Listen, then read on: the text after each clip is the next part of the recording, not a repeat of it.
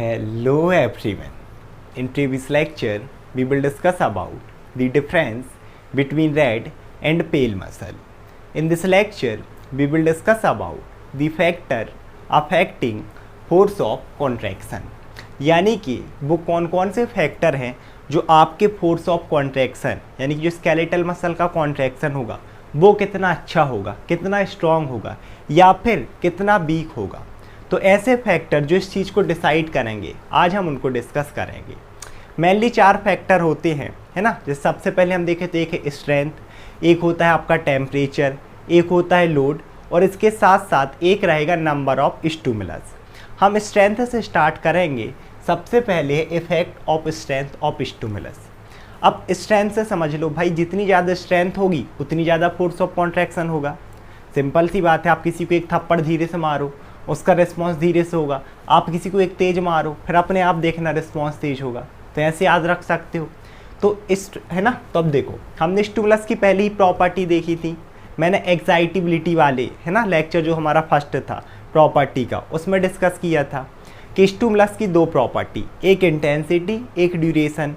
तो इंटेंसिटी या स्ट्रेंथ के हिसाब से हमने स्टिमुलस को 5 टाइप में क्लासीफाइड किया था, सब मिनिमल, मिनिमल, इसके अलावा हमने देखा था सब maximal, maximal and supra maximal stimulus. और उसी लेक्चर में मैंने बताया था कि जो पर्टिकुलरली मिनिमल स्टिमुलस रहेगा इसे हम थ्रेशोल्ड भी बोलते हैं। यही स्टिमुलस क्या कर सकते हैं, सफिशिएंट होता है मसल को एक्साइट करने के लिए। ठीक है, ये क्या करेगा, मतलब ये सफिशिएंट है, कॉन्ट्रैक्शन कॉज कर सकता है। भले ही कॉन्ट्रैक्शन एकदम वीक हो बट कॉन्ट्रैक्शन कॉज कर देगा। तो जो इससे कम रहेगा, देखो यह है मिनिमल, इससे नीचे वाला सब मिनिमल, सब मतलब नीचे, इंस्पेक्टर के नीचे सब इंस्पेक्टर। तो इसके पास जो स्ट्रेंथ है वो मिनिमल से भी कम है। तो ये तो सिर्फ कॉज ही कर पा रहा था। अब क्योंकि सब मिनिमल के पास स्ट्रेंथ और भी कम है तो ये कोई भी कॉन्ट्रैक्शन शो नहीं करेगा। So it does not produce any response. ये 2 हो गए हमारे। इसके बाद आता है हमारा सब मैक्सिमल। फिर से बट को तोड़ दो, सब मतलब नीचे, मैक्सिमल जिसके पास स्ट्रेंथ किससे कम होगी, मैक्सिमल से कम होगी। तो अब ये कैसा कॉन्ट्रैक्शन शो करेगा जिसमें फोर्स किससे ज़्यादा रहेगा, मिनिमल से तो ज़्यादा रहेगा, मिनिमल से ज़्यादा रहेगा बट मैक्सिमल से कम रहेगा। तो in this force of contraction is more than minimal, minimal से ज़्यादा इसका मतलब जो फोर्स है ना कॉन्ट्रैक्शन का वो अच्छा रहेगा। नेक्स्ट अगर हम देखें तो हमारे पास है मैक्सिमल स्टिमुलस। अब जैसे इसका नाम इंडिकेट कर रहा, इसके पास स्ट्रेंथ किससे ज़्यादा होगी, सब मैक्सिमल से ज़्यादा। और ये ऑलमोस्ट हायर कॉन्ट्रैक्शन शो करता है, ऑलमोस्ट, है ना। It cause almost maximum contraction. इसके बाद सबसे आखिरी में हमारा सुप्रा मैक्सिमल स्टिमुलस। सुप्रा मैक्सिमल जिसके पास जो किससे सुपीरियर है, मैक्सिमल से भी सुपीरियर है, यानी कि इसके पास जो है ना सबसे ज़्यादा स्ट्रेंथ है। तो ये सबसे ज़्यादा कॉन्ट्रैक्शन शो करता है। It cause maximum force of contraction. इससे ज़्यादा आप जो है ना, अब कोई भी स्टिमुलस इससे ज़्यादा कॉन्ट्रैक्शन शो नहीं कर सकता। तो इस तरीके से आप याद रख सकते हो। अगर कम से ज़्यादा में रखना है तो आप इस तरीके से एरो बनाकर कर सकते हो। अगर आपको ज़्यादा से कम में रखना है तो उल्टा एरो करके बना लो कि भाई ये मैक्सिमम शो करेगा, उससे कम, उससे कम, उससे कम, और ये शो ही नहीं करता, इस तरीके से। सेकेंड जो हमारा फैक्टर है that is effect of temperature.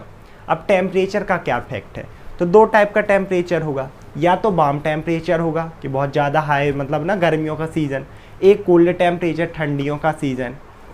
बहुत इजीली समझना है। आप कभी भी ठंड में खुद भी कॉन्ट्रैक्शन ही करके देखना, पर्टिकुलरली आप ना कोई भी वर्क करके देखना ठंड में, आपको एकदम जकड़न महसूस होगी। आप कोई भी काम कर रहे हैं तो आप कभी देखना फोर्स वो अटेंड ही नहीं कर पाते, आप फोर्स लगा ही नहीं पाते। वहीं गर्मियों में आपसे कुछ भी बोल दो आप बहुत अच्छे से फोर्स लगा पाते हो, कभी भी एक्टिविटी करके देखना। तो गर्मियों में वैसे भी ऑल दी एक्टिविटीज़ इंक्रीज होती ही हैं। आप धूप में बैठ जाओ, अपने आप स्वेटिंग, पसीना एकदम लगेगा, पानी की नीड बढ़ रही है, एक्टिविटी इंक्रीज हो रही है। क्योंकि वहीं ठंड में आप बैठे रहो, पता चले 5 घंटे बैठे हो, आपको प्यास ही नहीं लग रही है, आपने पानी ही नहीं पिया। तो ये देखो, एक तो effect of warm temperature of about 40 degree Celsius. तो इसमें जैसे मैंने बताया कि almost all the activity increase होती हैं, तो आपका जो फोर्स ऑफ कॉन्ट्रैक्शन है वो भी इंक्रीज होता है, force of muscle contraction increase. अब देखो, क्योंकि फोर्स ऑफ कॉन्ट्रैक्शन इंक्रीज हुआ मतलब जल्दी से आपका कॉन्ट्रैक्शन हुआ और फिर यहाँ पर रिलैक्सेशन। तो कर्व जल्दी ऊपर गया मैक्सिमम कॉन्ट्रैक्शन में और वापस से रिलैक्स पोजीशन। तो यहाँ पर जो पीरियड्स होंगे वो ड्यूरेशन कम हो जाएगा, है ना, लेटेंट पीरियड का, कॉन्ट्रैक्शन पीरियड का, रिलैक्सेशन पीरियड का, जैसे मैंने प्रीवियस लेक्चर्स में कवर कराया है। अगर आपने नहीं देखा तो पहले आप वो वाला वीडियो देखें और अच्छे ही समझ में आएगा। तो क्या हुआ, कॉन्ट्रैक्शन क्योंकि जल्दी हो रहा है, इंक्रीज हो रहा है, इसीलिए पीरियड शॉर्ट हो गए।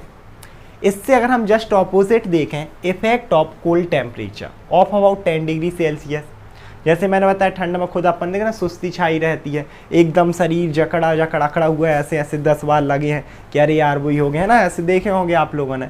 तो इस तरीके से यहाँ पर फोर्स ऑफ कॉन्ट्रैक्शन डिक्रीज होता है।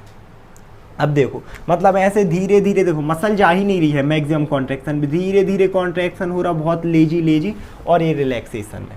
तो अब देखो यहाँ से यहाँ तक का ड्यूरेशन इंक्रीज हो गया ना, क्योंकि फोर्स ऑफ कॉन्ट्रैक्शन डिक्रीज है, इसीलिए जो पीरियड्स है ना, लेटेंट पीरियड हो, चाहे वो कॉन्ट्रैक्शन पीरियड हो, फिर रिलैक्सेशन पीरियड हो, सारे एक्सटेंड हो रहे हैं। तो ये तो हमने नॉर्मली समझा कि भाई गर्मियों में पूरी एक्टिविटी इंक्रीज होती है, ठंडियों में डिक्रीज, उससे याद रख सकते हो।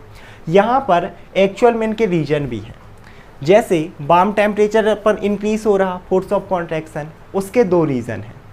पहली चीज़ कि जैसे ही टेम्परेचर इंक्रीज होता है मसल की एक्साइटेबिलिटी इंक्रीज हो जाती है, इसलिए फोर्स ऑफ कॉन्ट्रैक्शन इंक्रीज हो रहा, साथ ही साथ विस्कोसिटी डिक्रीज हो जाती है। जबकि अगर हम कोल्ड टेम्परेचर की बात करें तो यहाँ पर जो एक्साइटेबिलिटी है मसल की वही कम हो जाती है, और मसल अगर एक्साइटी कम हो रही है तो कॉन्ट्रैक्शन कम हुआ नहीं है, इसके साथ साथ विस्कोसिटी और ज़्यादा इंक्रीज हो जाती है, तो और यहाँ पर फोर्स ऑफ कॉन्ट्रैक्शन कम हो जाएगा। अब हम बात करते हैं हमारे थर्ड फैक्टर की, that is effect of load. अब इसमें भी अगर हम लोड की बात करें ना तो 2 टाइप का लोड, एक होता है फ्री लोड और एक होता है आफ्टर लोड। आप फ्री लोड को प्री लोड भी बोल सकते हो। प्री का मतलब क्या होता है, पहले, है ना, जैसे एक होता है यूनिवर्सिटी एग्ज़ाम, एक होता है प्री यूनिवर्सिटी एग्ज़ाम। तो आप फ्री बोल लो या फिर फ्री बोल लो, कोई दिक्कत नहीं है। तो ये कैसा लोड होगा, आप प्री से याद रखो, प्री मतलब पहले, एक ऐसा लोड जो मसल पे एक्ट कर रहा बिफोर द मसल कॉन्ट्रैक्शन, मतलब आपकी मसल अभी कॉन्ट्रैक्ट हुई नहीं है, उसके बाद भी एक लोड है जो उसके ऊपर एक्ट कर रहा, उसे हम बोलेंगे प्री लोड, और इसीलिए हमने इसे फ्री लोड भी बोला। एक ऐसा लोड जब हमने कोई एफर्ट लगाया ही नहीं, हमने मसल कॉन्ट्रैक्ट हो ही नहीं रही है ना, मसल कॉन्ट्रैक्ट ही नहीं हो रही है, फिर भी वो लोड एक्ट कर रहा है ना कॉन्ट्रैक्शन से पहले ही, तो आप इसे फ्री भी बोल सकते हो और प्री भी बोल सकते हो। So it is the load that act on muscle freely even before the muscular contraction. Example से देखते हैं, जैसे एग्जाम्पल है filling water by tap by holding the bucket in the hand. आप क्या कर रहे हो, इस तरीके से बाल्टी पकड़ के पानी भर रहे हो, है ना, टैप के थ्रू। तो अब क्या होता है, जब हम कभी भी पानी भरते हैं, आपने देखा होगा कि हमने बाल्टी या बकेट पकड़ी हुई है, अभी मसल का कॉन्ट्रैक्शन नहीं हुआ, लेकिन जैसे जैसे हमने क्योंकि बाल्टी ही पकड़ी है तो एक तो वही थोड़ा सा आप देखो तो एक वो लोड हो जाएगा, कॉन्ट्रैक्शन नहीं हुआ मसल का लेकिन लोड है मसल के ऊपर। फिर जैसे जैसे धीरे धीरे थोड़ा थोड़ा पानी भरता है, लोड कहीं ना कहीं एक फ्रीली एक्ट कर रहा, मसल कॉन्ट्रैक्ट भी नहीं हुई है। और फिर पर्टिकुलरली जब बकेट भरेगी, जब आप मसल का कॉन्ट्रैक्शन करोगे, मसल कॉन्ट्रैक्ट होगी, तब क्या होगा, कॉन्ट्रैक्शन तो बाद में हो रहा, लोड पहले से ही लग रहा। तो इस तरीके के लोड को हम बोलते हैं फ्री लोड या फिर प्री लोड। इसके बाद जो हमारा सेकेंड लोड है दैट इज़ आफ्टर लोड। अभी दोनों को हम कंपेयर भी करेंगे, कौन अच्छा है, किस तरीके से क्या कर रहा, हमारे फोर्स ऑफ कॉन्ट्रैक्शन को अफेक्ट कर रहा। आफ्टर लोड की बात करो तो जैसे नाम ही इंडिकेट कर रहा, ऐसा लोड जो मसल कॉन्ट्रैक्शन के बाद लगेगा। सो it is the load that act on muscle after the muscular contraction. कैसे समझें, सबसे अच्छा एग्जाम्पल है lift any heavy object from the ground. आप ज़मीन से किसी भी हैवी ऑब्जेक्ट को उठाओ, उसके बाद जो लोड लगेगा ना उसे हम आफ्टर लोड बोलेंगे। थोड़ा सा समझने की कोशिश करते हैं, है ना, बहुत अच्छे एग्जाम्पल से। इसके साथ एक चीज़ और समझते हैं, यहाँ पर एक लॉ आता है that is Frank Starling law, जो कि क्या कहता है कि आपका जो फोर्स ऑफ मस्कुलर कॉन्ट्रैक्शन है वो डायरेक्टली प्रोपोर्शनल होता है initial length of muscle fibre की। इसका क्या मतलब है कि आपकी मसल की इनिशियल लेंथ, शुरुआती लेंथ जितनी ज़्यादा होगी, है ना, जब भी आप कोई भी कॉन्ट्रैक्शन कर रहे हो, उतना ही अच्छा आपको मसल का कॉन्ट्रैक्शन देखने के लिए मिलेगा। तो इसके अकॉर्डिंग प्री लोड होता है मोर बेनिफिशियल और आफ्टर लोड कम रहेगा, है ना, प्री लोड मोर बेनिफिशियल है। समझते हैं इस चीज़ को। जैसे कि हमने बकेट वाला एग्जाम्पल ही लिया, एक बाल्टी का, हमने क्या किया, इस तरीके से बकेट को पकड़ा, फिर धीरे धीरे पानी भर रहे हैं, तो मसल कॉन्ट्रैक्ट भी नहीं की, लेकिन एक क्योंकि लोड था, है ना, पहले से ही थोड़ा थोड़ा पानी भरा, तो मसल की लेंथ इंक्रीज हो गई। इनिशियल लेंथ जैसे ही इंक्रीज हुई मसल की, उसके बाद फिर हम कॉन्ट्रैक्शन करेंगे जब बकेट भर जाएगी, मसल का कॉन्ट्रैक्शन। तो क्योंकि लेंथ पहले ही इंक्रीज हो गई थी, इसीलिए फोर्स ऑफ कॉन्ट्रैक्शन अच्छा होगा। तभी आप देखना कि इजीली हम बाल्टी को उठा लेते हैं। अगर दूसरा एग्जाम्पल हम वहीं देखें, आफ्टर लोड वाला, अब बकेट एक भरी रखी है, ठीक है, हमें पता है नहीं कि कितना पानी, हम एकदम से अगर इस तरीके से, क्योंकि अभी कोई लोड नहीं है, एकदम से आप कभी उठा के देखना, आपको झटका टाइप का फील होता है, अगर आपको नहीं पता कि इसमें वेट इतना ज़्यादा है, क्योंकि वहाँ आपका फोर्स ऑफ कॉन्ट्रैक्शन उतना अच्छा नहीं होगा, क्योंकि लेंथ पहले से इंक्रीज ही नहीं है, मसल फाइबर की लेंथ कम है, तो फोर्स ऑफ कॉन्ट्रैक्शन कम होगा। तो ये होता है हमारा pre load and after load. तो प्री लोड है मोर बेनिफिशियल, क्योंकि इनिशियल लेंथ फाइबर की इंक्रीज हो जाती है, जिस कारण फोर्स ऑफ कॉन्ट्रैक्शन अच्छा होता है। वहीं आफ्टर लोड में क्योंकि लेंथ कम होती है, तो फोर्स ऑफ कॉन्ट्रैक्शन भी कम रहेगा। अब हम देखते हैं हमारा next factor, that is effect of number of stimulus. जैसे हमने फर्स्ट देखा था ना, इफेक्ट ऑफ स्ट्रेंथ, ऐसे ही एक होता है effect of number of stimulus, कि आप कितने ज़्यादा स्टिमुलस अप्लाई कर रहे हो, उससे पर्टिकुलरली जो मसल का फोर्स ऑफ कॉन्ट्रैक्शन है उसमें क्या इफेक्ट पड़ रहा। तो हम इसे भी दो टाइप में क्लासीफाइड करते हैं। एक हम देखते हैं इफेक्ट ऑफ 2 सक्सेसिव स्टिमुलस, और एक हम देखेंगे effect of more than 2 successive stimulus, जिसमें हम बहुत सारे स्टिमुलस एक साथ अप्लाई करेंगे। तो स्टार्ट करते हैं इफेक्ट ऑफ 2 सक्सेसिव स्टिमुलस से। यहाँ हम पर्टिकुलरली सक्सेसिव स्टिमुलस की बात करेंगे।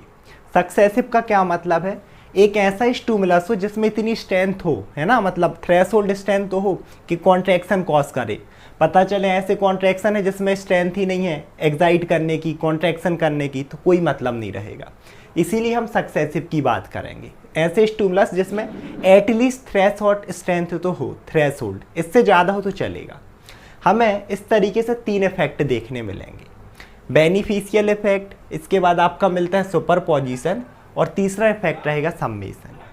पहला इफेक्ट है बेनिफिशियल इफेक्ट।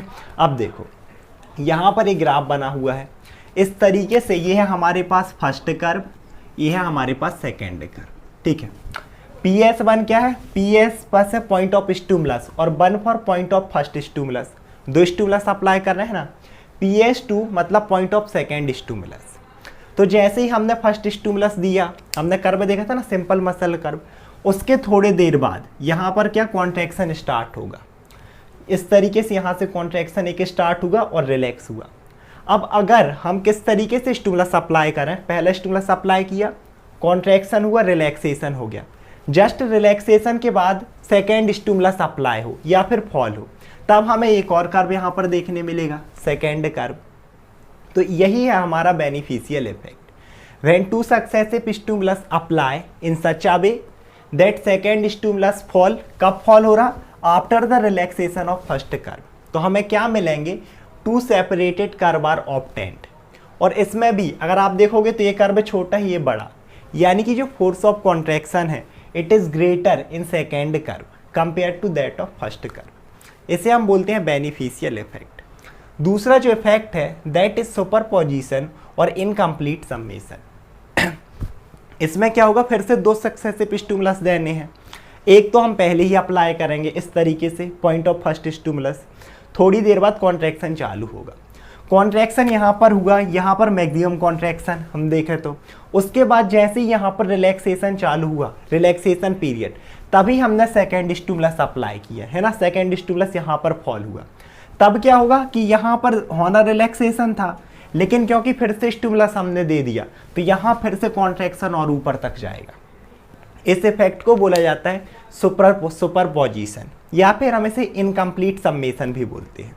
देखो सम्मेशन का मतलब होता है एक टाइप से मिक्स होना, तो यहाँ पर 2 कॉन्ट्रैक्शन एक साथ मिक्स तो हो रहे हैं लेकिन कंप्लीटली नहीं है, जब फर्स्ट का रिलैक्सेशन होने लगा तब दूसरा आया, इसीलिए इनकम्प्लीट सम्मेशन है। कैसे लिखोगे, when 2 successive stimulus apply in such a way that second stimulus fall, कब, during the relaxation period of first curve.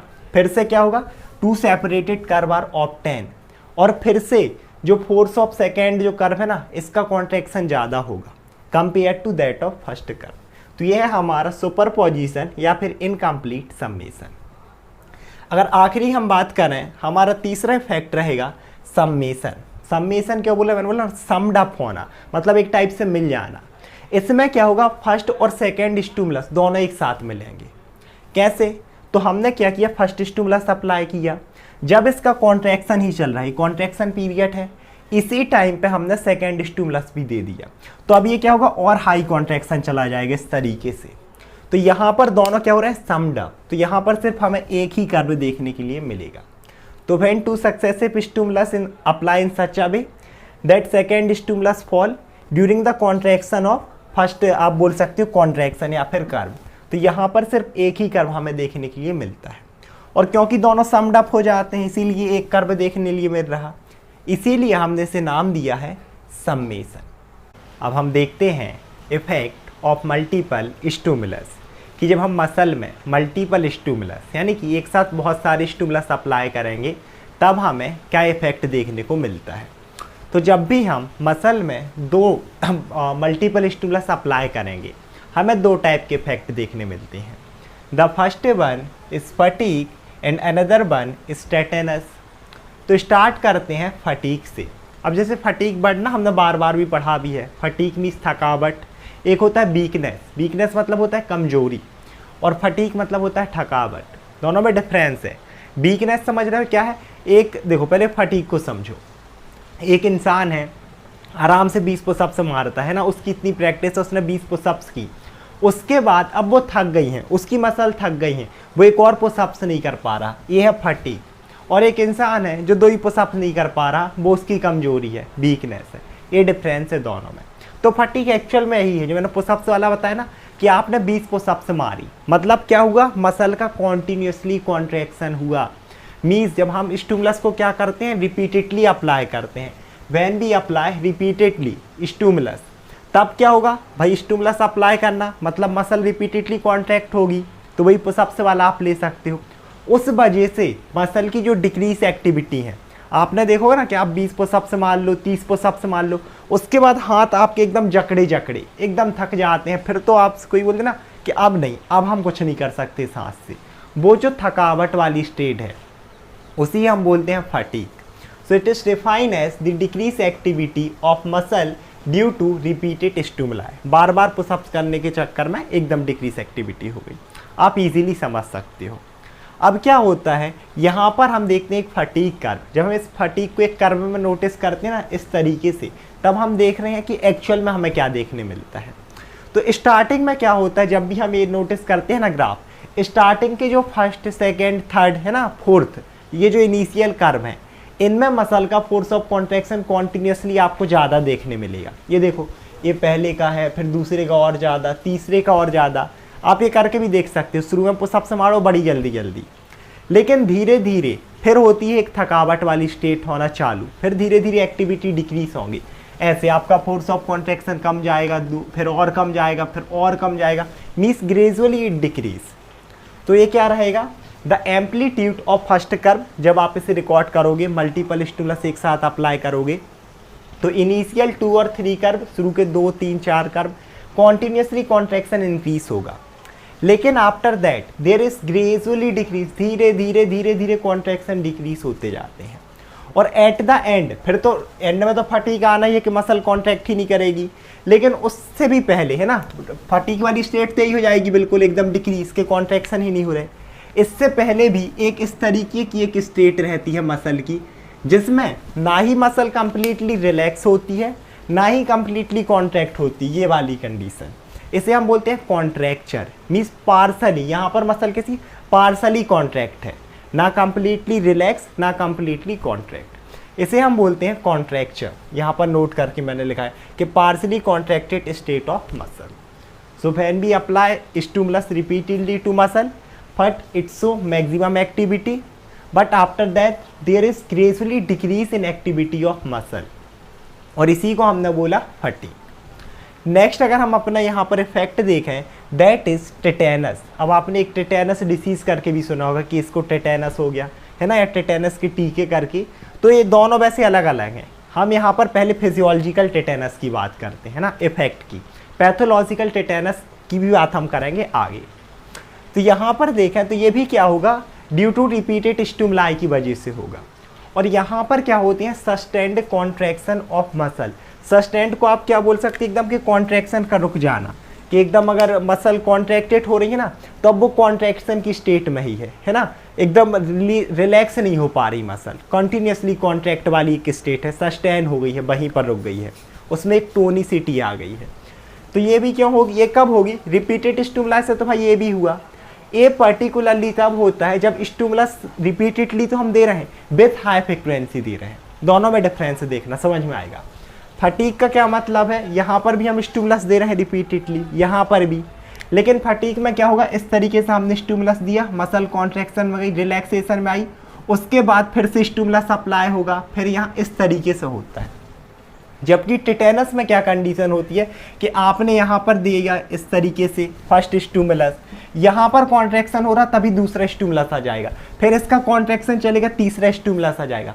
Muscle relaxation में नहीं जा पाती, इसलिए वो एक कॉन्ट्रैक्शन की स्टेट में ही रहती है, जिसे हम बोल रहे हैं sustain contraction with higher frequency. अब ये नॉर्मल है, फिजियोलॉजिकल। एक होता है पैथोलॉजिकल टिटेनस, जिसमें क्या होता है एक्चुअल में इस डिसीज में कि आपकी पूरी बॉडी की जो मसल है ना, एकदम मसल स्पाज में आप बोल सकते हो कि उनकी स्पास्टिसिटी बढ़ती जाती है, टोनिसिटी बढ़ती जाती है, जिसे वही हम मसल स्पाज करके बोलते हैं।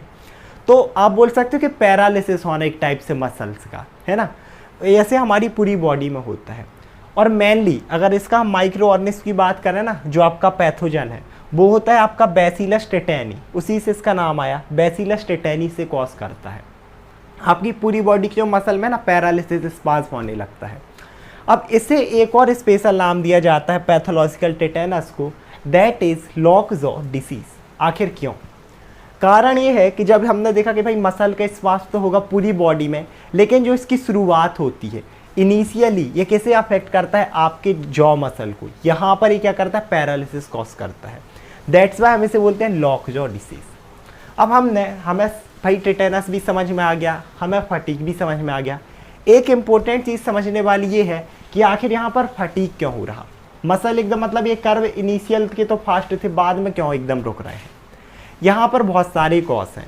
सबसे पहला जो कॉज है that is lack of nutrients, क्योंकि मसल कॉन्ट्रैक्शन मैंने बताया था ना कि कॉन्ट्रैक्ट रिलैक्सेशन इसीलिए होता है ताकि स्टोरेज ऑफ एनर्जी हो सके, क्योंकि यहाँ स्टोरेज ऑफ एनर्जी हुई, दूसरी बार में भी हुई, तीसरी बार में भी हुई, लेकिन क्योंकि रिपीटेडली मसल कॉन्ट्रैक्शन कर रही है, वहाँ पर लैक ऑफ न्यूट्रिएंट्स हो जाती है, न्यूट्रिएंट्स की कमी। अब हमारे पास गाड़ी में पेट्रोल नहीं है, कहाँ तक बढ़ाओगे उसे, भाई पेट्रोल तो चाहिए ना। दूसरी चीज़ लैक ऑफ ऑक्सीजन, साथ ही साथ ऑक्सीजन भी हमें पता है कि हमारी बॉडी को ऑक्सीजन चाहिए एक्टिविटी करने में, और यहीं पर अब कार्बन डाइऑक्साइड भी बनती है, ऑक्सीजन का यूज होगा, तो इसे बाहर भी जाना है, लेकिन वो भी बाहर नहीं जा पा रही। तो ये जो सारे कॉज हैं, साथ ही साथ न्यूरोट्रांसमीटर, कुछ न्यूरोट्रांसमीटर्स रहते हैं, है ना, पर्टिकुलरली हम साइनस में बात करेंगे या फिर जब न्यूरोमस्कुलर जंक्शन पढ़ेंगे। एक्चुअल में जो कॉन्ट्रैक्शन हो रहा है ना, मैंने बताया ही था कि स्केलेटल मसल में एक्साइटिबिलिटी या कॉन्ट्रैक्टिलिटी तभी हो सकती है जब नर्व इम्पल्स आए, है ना, न्यूरोमस्कुलर जंक्शन के थ्रू होता है। किस तरीके से आपकी एक नर्व है, यहाँ पर आपकी मसल है, इस नर्व से यहाँ पर इस मसल में इम्पल्स जाती हैं केमिकल के फॉर्म में, उसे ही हम बोलते हैं न्यूरोट्रांसमीटर्स। तो अगर बार बार ये रिपीट मतलब ये चीज़ें चल रही हैं, उन न्यूरोट्रांसमीटर्स की भी डेफिशिएंसी हो जाती है, और दैट इज़ द रीज़न कि फिर आप में क्या डेवलप होता है, फटीग डेवलप होता है इन मसल में। आज के लेक्चर में इतना ही। आई होप आप लोग वीडियो समझ में आया होगा। Thank you so much everyone.